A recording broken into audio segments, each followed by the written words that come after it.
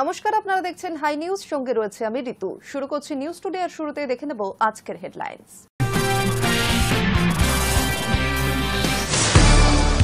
দ্বিতীয় পর্বে বাংলা সহ 12টি রাজ্য এবং কেন্দ্রশাসিত অঞ্চলে ভোটার তালিকার নিবিড় সংশোধনী বা এসআইআর শুরু হচ্ছে। বাংলায় মঙ্গলবার থেকে শুরু এসআইআর।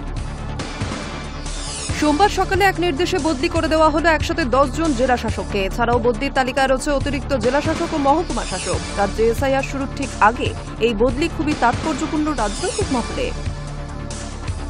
100 দিনের কাজ নিয়ে হওয়া মামলায় কেন্দ্র সরকারকে বড় ধাক্কা দেশের সর্বোচ্চ আদালতে। সোমবার সুপ্রিম কোর্ট জানিয়ে দিল, রাজ্যে ফের শুরু করতে হবে 100 দিনের কাজ এবং সেই প্রকল্পের বকেয়া অর্থ মঞ্জুর করতে হবে কেন্দ্রকে। পার্ক স্ট্রিটের হোটেলের ঘরে খুনের পেছনে আন্তঃরাজ্য কোনো অ্যান্টিক চক্র থাকতে পারে, এমন সম্ভাবনা উড়িয়ে দিচ্ছে না পুলিশ। দুই খুনির সন্ধানে ওড়িশায় কলকাতা পুলিশের টিম। মাত্র 16 দিনের মধ্যে তৈরি 468 মিটারের মিরিক ও শিলিগুড়ি সংযোগকারী দুধিয়ার বিকল্প সেতু। সোমবার থেকেই চালু যান চলাচল। সোশ্যাল মিডিয়া পোস্টে সরকারি কর্মীদের প্রশংসা করলেন মুখ্যমন্ত্রী মমতা বন্দ্যোপাধ্যায়।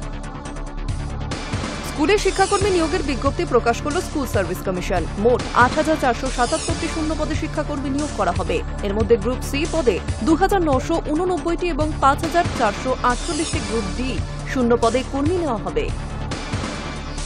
এবার প্রশ্নের মুখে দিল্লি। ধর্ষণের চেষ্টার পর অ্যাসিড হামলার শিকার দিল্লি বিশ্ববিদ্যালয়ের ছাত্রী। গুরুতর আহত অবস্থায় ছাত্রীকে হাসপাতালে ভর্তি করা হয়।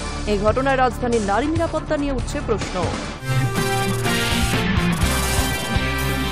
দ্বিতীয় পর্বে বাংলা সহ 12টি রাজ্য এবং কেন্দ্রশাসিত অঞ্চলে ভোটার তালিকার নিবিড় সংশোধনী বা এসআইআর শুরু হচ্ছে। বাংলায় মঙ্গলবার থেকেই শুরু এসআইআর।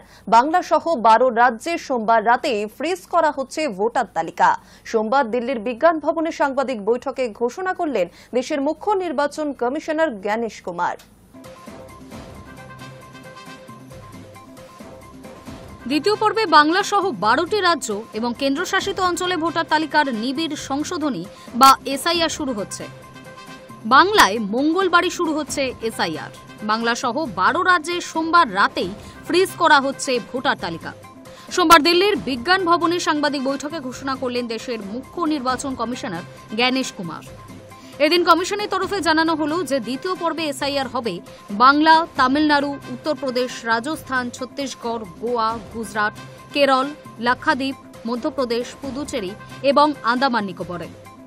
অসমে এনআরসি প্রায় শেষের পথে, সেখানে নিজস্ব বিধানও রয়েছে, তাই সেখানে হচ্ছে না এসআইআর। জ্ঞানেশ কুমার আরও জানিয়েছেন, বিরাট কর্মযজ্ঞে আন্দামান ও নিকোবর, বাংলা, ছত্তিশগড়, গোয়া, মধ্যপ্রদেশ, পুদুচেরিতে প্রায় 5 লক্ষেরও বেশি বিএলএ কাজে যোগ দেবেন। अब फेज 2 12 राज्यों में या संघ शासित प्रदेशों में आरंभ होने वाला है। कल से एसआईआर शुरू होने वाला है। Andaman and Nicobar island union territory, state Chhattisgarh, Goa, Gujarat, Kerala union territory Lakshadweep, Madhya Pradesh, Puducherry union territory, Rajasthan, Tamil Nadu, Uttar Pradesh, west Bengal, इन 12 राज्यों में कुल मतदाता 51 करोड़ के लगभग हैं। लगभग 5,33,000 बूथ लेवल ऑफिसर्स इस महान कार्य में अपना योगदान देंगे। लगभग 7,64,000 बूथ लेवल एजेंट्स जो पार्टीज द्वारा नामित हैं वो इसमें अपना योगदान देंगे और लगभग 10,500 ईआरओस और लगभग 321 कलेक्टर्स, ये पूरी चुनावी कर्मियों की जो टीम है वो इस एसआईआर की फेज 2 में कार्य करेगी और इसको सफल बनाएगी। এদিন কমিশন জানিয়েছে, এসআইআর বাস্তবায়নে মঙ্গলবার থেকেই শুরু হচ্ছে এনুমেরেশন ফর্ম ছাপা। একই দিনে শুরু হবে বিএলওদের প্রশিক্ষণের কাজ, যা চলবে আগামী 3রা নভেম্বর পর্যন্ত। 4 নভেম্বর থেকে 4 ডিসেম্বর পর্যন্ত বাড়ি বাড়ি গিয়ে এনুমেরেশন ফর্ম দেওয়া হবে। কেউ রাজ্যের বাইরে গেলে বা প্রবাসীরা অনলাইনে ফর্ম ভরতে পারবেন। অন্যদিকে খসড়া ভোটার তালিকা প্রকাশিত হবে 9 ডিসেম্বর।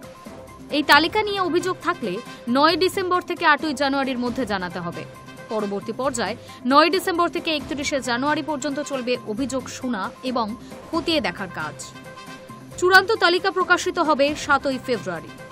জ্ঞানেশ কুমার জানিয়েছেন, এই প্রক্রিয়ায় বুথ লেভেল অফিসাররা বাড়ি বাড়ি এনুমারেশন ফর্ম নিয়ে যাবেন। সেই ফর্ম ফিল আপ করে জমা দিতে হবে। তবে 2003 সালের সূচিতে যাদের নাম রয়েছে তাদের কোনো কাগজ দিতে হবে না। কারো নিজের নাম না থাকলেও যদি বাবা মায়ের নাম থাকে তাহলেও কাগজ জমা দিতে হবে না। সেক্ষেত্রে কমিশনের ওয়েবসাইটে গিয়ে এই ভোটাররা শুধুমাত্র ফিল আপ করে দিলেই হবে। কেউ রাজ্যের বাইরে গেলে বা প্রবাসীরা অনলাইনেও ফর্ম ভরতে পারবেন। কমিশনের সাইটে গিয়ে এই ম্যাচিং ভোটারেরা নিজেরাই করতে পারবেন। বিহারে ভোটার তালিকার নিবিড় সংশোধনীর কাজ ভালো হয়েছে বলেও সাংবাদিক বৈঠকে জানান কমিশন। পাশাপাশি বাংলা এসআইআর শুরুর পরই মঙ্গলবার সর্বদল বৈঠক ডাকল সিইও। সর্বদল বৈঠকের পরে ডিএমদের সাথে বৈঠক। বুধবার সব জেলা শাসক, বিএলও ও ইসিওদের নিয়ে হবে এই বৈঠক। Hi News Network.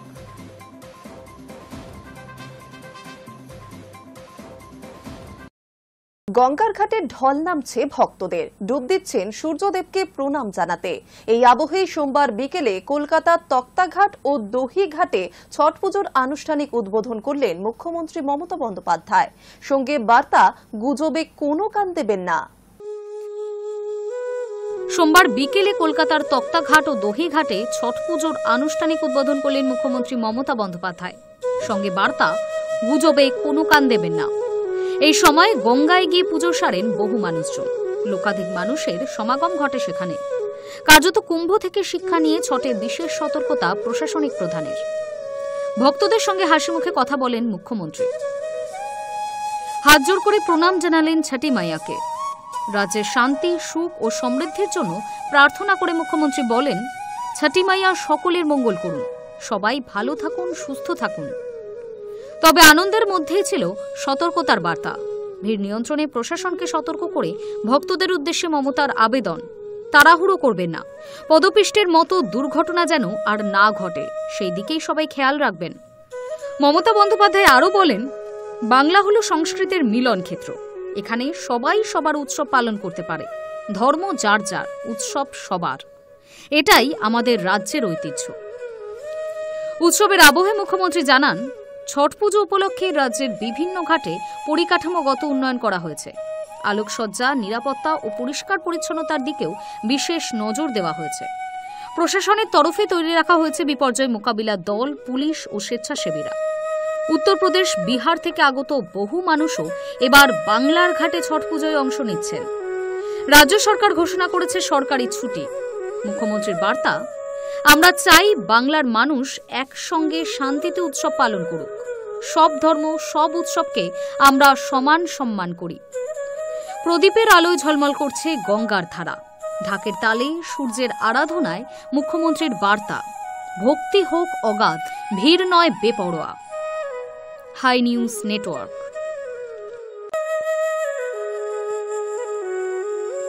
সোমবার সকালে এক নির্দেশে বদলি করে দেওয়া হলো একসাথে 10 জন জেলা শাসককে। এছাড়াও বদলির তালিকায় রয়েছেন 22 জন অতিরিক্ত জেলা শাসক এবং 15 জন মহকুমা শাসক। সোমবার বিকেলেই আনুষ্ঠানিকভাবে রাজ্যে এসআইআর শুরু হওয়ার ঘোষণা করা হয়েছে। ঠিক তার আগেই বদলি খুবই তাৎপর্যপূর্ণ বলে মনে করছে রাজনৈতিক মহল। ভোটার তালিকার নিবিড় সংশোধন বা এসআইআর ঘিরে রাজনৈতিক উত্তেজনা বাড়তেই বড় পদক্ষেপ নিল রাজ্য প্রশাসন। সোমবার এক বিজ্ঞপ্তিতে একসঙ্গে 75 জন আধিকারিককে বদলির নির্দেশ জারি করল নবান্ন। এই বদলির মধ্যে রয়েছেন 10 জন জেলাশাসক, 22 জন অতিরিক্ত জেলাশাসক, 15 জন মহকুমা শাসক এবং 10 জন অফিসার অ্যান্ড ন্যাশনাল ডিউটি। সাম্প্রতিক সময়ে এত বড় পরিসরে প্রশাসনিক রদবদল নজিরবিহীন বলেই মনে করছেন ওয়াকিবহল মহল। প্রশাসনিক এই রদবদলকে অনেকেই কমিশনের বৈঠকের আগাম প্রস্তুতি হিসেবেই দেখছেন। প্রকাশিত তালিকা অনুযায়ী বদলি হওয়া জেলাশাসকদের মধ্যে রয়েছেন উত্তর ও দক্ষিণ 24 পরগনা, পূর্ব মেদিনীপুর, ঝাড়গ্রাম, কোচবিহার, মুর্শিদাবাদ, পুরুলিয়া, দার্জিলিং, মালদা এবং বীরভূম জেলার প্রশাসকরা। বেশিরভাগই আইএএস আধিকারিক, যা এই রদবদলকে আরও তাৎপর্যপূর্ণ করছে। সূত্রের খবর, এখন নজর আইপিএস মহলে। একইভাবে পুলিশ প্রশাসনেও বড় রদবদল হতে পারে কিনা তা নিয়ে জল্পনা তুঙ্গে। যদিও নবান্নের তরফে এই বদলির কোনো রাজনৈতিক ব্যাখ্যা দেওয়া হয়নি। এক প্রশাসনিক আধিকারিকের দাবি, যে সমস্ত আধিকারিকদের একই পদে টানা 3 বছর বা তার বেশি সময় ধরে রয়েছেন, ভোটের আগে নিয়ম মেনেই তাদের বদল করা হয়েছে। এটা সেই প্রক্রিয়ারই অংশ। তবে রাজনৈতিক পর্যবেক্ষকদের মতে সময়টা যথেষ্ট তাৎপর্যপূর্ণ। এসআইআর প্রক্রিয়া শুরুর আগে কমিশন ভোটের তালিকা হালনাগাদ নাম বাদ বা যুক্ত করা নিয়ে কড়া মনোভাব নিয়েছে। কিছুদিন আগে একাধিক ব্লক লেভেল অফিসারদেরকে দায়িত্ব গাফিলতির অভিযোগে শোকজ করেছিল কমিশন। ফলে রাজ্য নির্বাচন প্রস্তুতি যে পূর্ণমাত্রা শুরু হয়ে গিয়েছে তার ইঙ্গিত মিলেছে স্পষ্টভাবে। নবান্নের এই হঠাৎ রদবদলকে তাই অনেকেই প্রশাসনিক আগাম প্রস্তুতি বলছেন।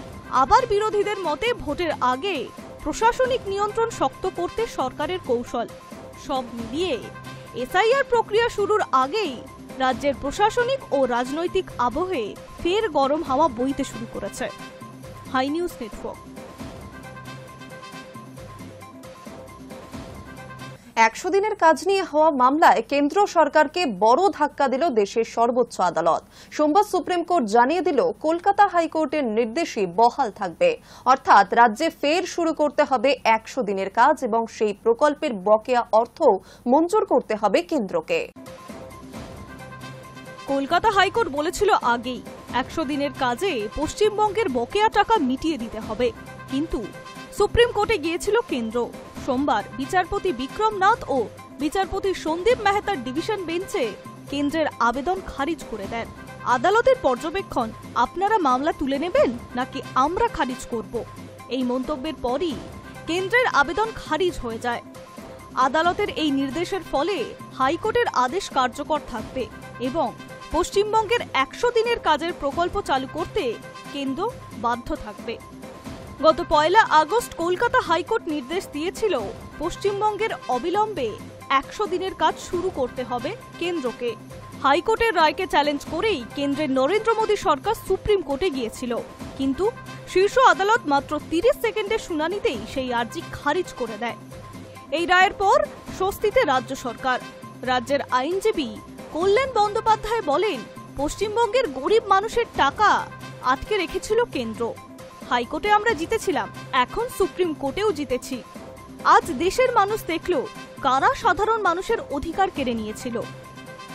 উল্লেখ্য, 2021 সালের ডিসেম্বর থেকে রাজ্যের 100 দিনের কাজের মজুরি দেওয়া বন্ধ রয়েছে।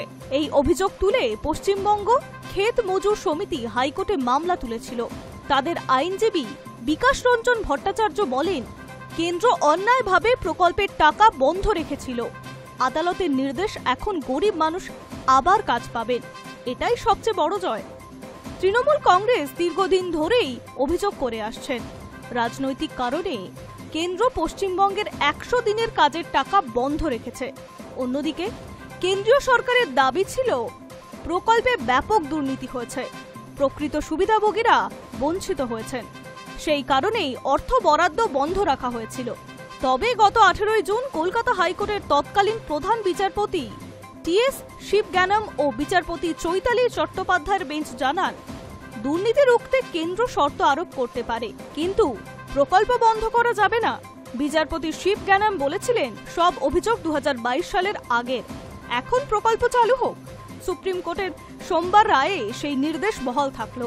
4 বছর পর ফের শুরু হচ্ছে রাজ্যের 100 দিনের কাজ। বিশেষজ্ঞদের মতে এই রায় শুধু আইনগত জয় নয়, বরং গ্রামীণ জীবিকার জন্য বড় স্বস্তির বার্তা। Hi News network.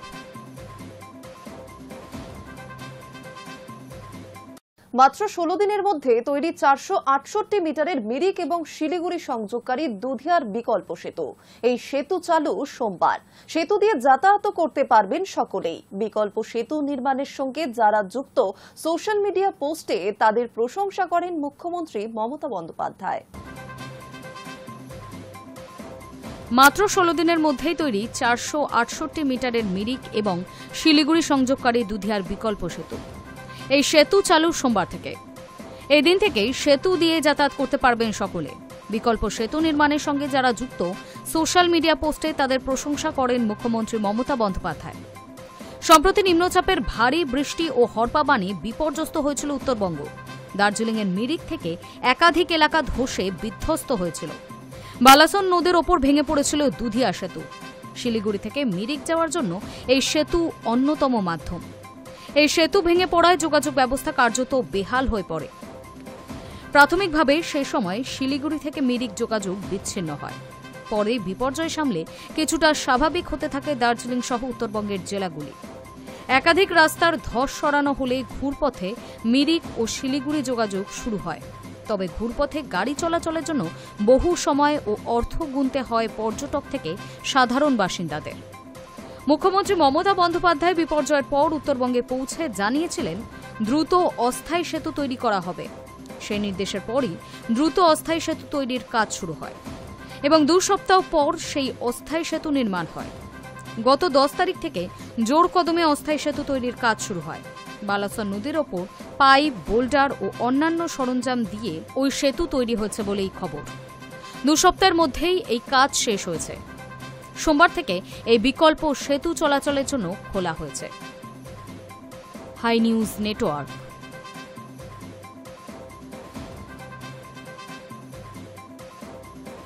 এসআইআর নিয়ে ইতিমধ্যেই শুরু রাজনৈতিক টানাপোড়েন। ওয়াকিবহাল মহলের মতে মতুয়া ভোট বাক্স নিয়ে বেশ চাপে বঙ্গগেরুয়া শিবির। এই আবহে কেন্দ্রীয় মন্ত্রী শান্তনু ঠাকুরের মন্তব্য যেন তা আরও স্পষ্ট করে দিল। এসআইআর নিয়ে ইতিমধ্যেই শুরু হয়েছে রাজনৈতিক টানাপোড়েন। ওয়াকিবহাল মহলের মতে মতুয়া ভোট বাক্স নিয়ে বেশ চাপে বঙ্গগেরুয়া শিবির। কেন্দ্রীয় মন্ত্রী শান্তনু ঠাকুরের মন্তব্যে যেন তা আরও স্পষ্ট হল। রবিবার মতুয়াদের আশ্বস্ত করে শান্তনু ঠাকুর বলেন, এসআইআর নিয়ে আপনারা বিভ্রান্তিতে আছেন। আগে নাগরিকত্বের আবেদন করুন। যারা বাংলাদেশ থেকে এসেছেন, যারা সশরীরে এসেছেন বাংলাদেশ থেকে, তারা নাগরিকত্বের জন্য আবেদন করুন। এসআইআর একবারের জন্য যদি নাম কাটা যায়, নাগরিকত্ব পাওয়ার পর আবার ভোটার তালিকায় নাম উঠবে। আপনার ভয় পাওয়ার কিছু নেই। যারা ওপার থেকে আসা উদ্বাস্তু রোহিঙ্গা বা বাংলাদেশি, মুসলমান নয়, ভুতুরে ভোটার নয়, ওপার থেকে আসা উদ্বাস্তু যারা, চটজলদি সিএএ আবেদন করুন। যত তাড়াতাড়ি সম্ভব নাগরিকত্ব পেলে আবার ভোটার কার্ড করে দেওয়া হবে। আর ভোটার কার্ড না হলে সব আমার কাছে আসবেন, আমি করে দেব ভোটার কার্ড। শান্তনুর এই মন্তব্যে পাল্টা প্রতিক্রিয়া দিয়েছেন তৃণমূলের অন্যতম রাজ্য সাধারণ সম্পাদক কুণাল ঘোষ। তিনি বলেন, এসআইআর এ সবচেয়ে বেশি ক্ষতিগ্রস্ত হতে চলেছে মতুয়ারা। সেটা বুঝে গিয়েছেন শান্তনু ঠাকুর। শাক দিয়ে মাছ ঢাকার চেষ্টা করছেন তিনি। বলার চেষ্টা করছেন যে এসআইআর এ বাদ গেলে সিএএ দিয়ে ঢোকাবেন, আবার ক্যাম্প করবেন। এটা শাক দিয়ে মাছ ঢাকার ব্যর্থ চেষ্টা। মমতা বন্দ্যোপাধ্যায় তৃণমূল পাশে আছেন। সকলকে বুঝতে পারছেন যে যে ক্রাইটেরিয়া বাদ দেওয়া হচ্ছে তাতে মতুয়া সম্প্রদায়ের উপর চাপ সৃষ্টি হতে পারে। ওরা তো শুধু মুসলিম মুসলিম করছে, অনেক হিন্দু সম্প্রদায়ের উপর বিপুল আঘাত আসতে চলেছে। সবথেকে বেশি ওরাই বুঝতে পারছেন। রাজনৈতিক বিশ্লেষকদের মতে বনগাঁ, নদিয়ার মতো জায়গাগুলিতে বিজেপির ভোট বাক্সের নেপথ্যে মতুয়ারা একটা বড় ফ্যাক্টর। এসআইআর এর ফলে তাদের নাম বাদ গেলে 26-এর বিধানসভা ফের বড়সড় ধাক্কা খেতে হবে পদ্ম শিবিরকে। সম্ভবত সেই কারণে কেন্দ্রীয় মন্ত্রী এমন আশ্বাসবাণী বলেই মনে করা হচ্ছে। Hi News Network. এবার নজর রাখবো আবহাওয়ার খবরে। ধেয়ে আসছে মান্থা, চিন্তায় কৃষক থেকে মৎস্যজীবী সকলেই। মৌসুম ভবন জানিয়েছে অতি গভীর নিম্নচাপ শক্তি বাড়িয়ে ইতিমধ্যে ঘূর্ণিঝড়ে পরিণত হয়েছে। চূড়ান্ত সতর্কতা 2 রাজ্যে। অন্ধ্রের 9 জেলায় বন্ধ স্কুল, ওড়িশার উপকূল থেকে মানুষজনকে সরানো হচ্ছে। মৌসুম ভবনের পূর্বাভাস অনুযায়ী বিশাখাপত্তনম থেকে 650 কিলোমিটার দূরে অবস্থান করছে ঘূর্ণিঝড় মন্থা। আগামী 24 ঘন্টা থেকে 36 ঘন্টার মধ্যে এই ঘূর্ণিঝড় উপকূলের কাছাকাছি চলে আসবে। শক্তিও বাড়বে ঘূর্ণিঝড়ের। ধেয়ে আসছে মন্থা, চিন্তায় কৃষক থেকে মৎস্যজীবী সকলেই। কোথাও এই ঘূর্ণিঝড়ের ল্যান্ডফল হবে তা নিয়ে সাধারণ মানুষের মনে উদ্বেগ শঙ্কার মেঘ জমেছে। মৌসুম ভবন জানিয়েছে বঙ্গোপসাগরে রক্তচক্ষু দেখাচ্ছে ঘূর্ণিঝড়ের মন্থা। অতি গভীর নিম্নচাপের শক্তি বাড়িয়ে ইতিমধ্যে ঘূর্ণিঝড়ে পরিণত হয়েছে। এই ঘূর্ণিঝড়ের ল্যান্ডফল হবে মঙ্গলবার। অন্ধ্রপ্রদেশের কাকিনাড়াতে ল্যান্ডফল হবে। আবহাওয়া দপ্তরের এই পূর্বাভাসের কথা মাথায় রেখেই সতর্ক জারি করেছে অন্ধ্রপ্রদেশ এবং অন্ধ্র লাগোয়া উড়িষ্যা। যে কোনো পরিস্থিতির মোকাবিলায় যাবতীয় প্রস্তুতি নিয়ে রাখছে তামিলনাড়ুও। ইতিমধ্যেই অন্ধ্রপ্রদেশের 9 জেলায় লাল সতর্কতা জারি করা হয়েছে। এই 9 জেলাগুলি হল কাকিনাড়া, কোনাসিবা, পশ্চিম গোদামেরি, এলুরু, কৃষ্ণা, গুন্টুর, বাপাতলা, প্রকাশম এবং এসপিএসআর নেলোর। এই 9 জেলার স্কুলগুলি সোমবার থেকে 2 দিনের জন্য বন্ধ রাখা হচ্ছে।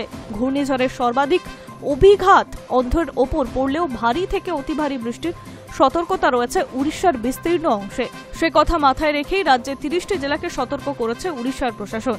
ইতিমধ্যেই উড়িষ্যার উপকূলবর্তী এলাকা থেকে স্থানীয়দের নিরাপদ জায়গা সরিয়ে নিয়ে যাওয়ার কথা শুরু হয়েছে। 8 জেলায় নামানো হয়েছে 128টি বিপর্যয় মোকাবিলাকারী দল। এই প্রসঙ্গে উড়িষ্যার বিপর্যয় মোকাবিলা দপ্তরের মন্ত্রী জানান, যে কোনো ধরনের পরিস্থিতি মোকাবিলায় তারা পুরোপুরি প্রশস্ত রয়েছে। স্থানীয় প্রশাসন প্রস্তুতি খতিয়ে দেখছে বলে জানিয়েছেন তিনি। মৌসুম ভবনের পূর্বাভাস অনুযায়ী বিশাখাপত্তনম থেকে 650 কিলোমিটার দূরে অবস্থান করছে ঘূর্ণিঝড় মন্থা। আগামী 24 থেকে 36 ঘন্টার মধ্যে এই ঘূর্ণিঝড় উপকূলের কাছাকাছি চলে আসবে। শক্তিও বাড়বে ঘূর্ণিঝড়ের। মঙ্গলবার বিকেল বা রাতে অন্ধ্রপ্রদেশ কাকিনাড়া উপকূল দিয়ে তীব্র ঘূর্ণিঝড় রূপে স্থলভাগে প্রবেশ করবে। ল্যান্ডফলের সময় ঘন্টায় 110 কিলোমিটার বেগে ঝোড়ো হাওয়া বইতে পারে। এই ঘূর্ণিঝড় উড়িষ্যা, ছত্তিশগড়ের দিকে এগিয়ে যাবে। এর প্রভাব পশ্চিমবঙ্গেও পড়বে, তবে সরাসরি নয়। Hi News Network. News today এখন এই পর্যন্তই। আরো অন্যান্য খবরের জন্য নজর রাখুন হাই নিউজে। নির্ভীক, নিরপেক্ষ।